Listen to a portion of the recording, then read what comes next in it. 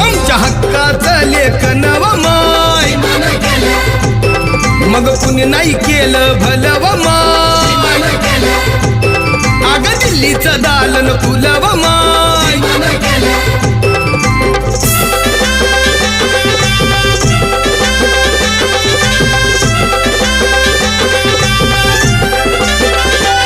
तुमच्या पोरानं शाळेत शिकावं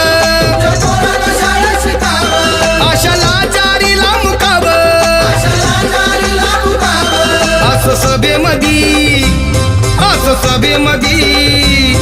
असं सभेमधी भाषण व माय मग कुणी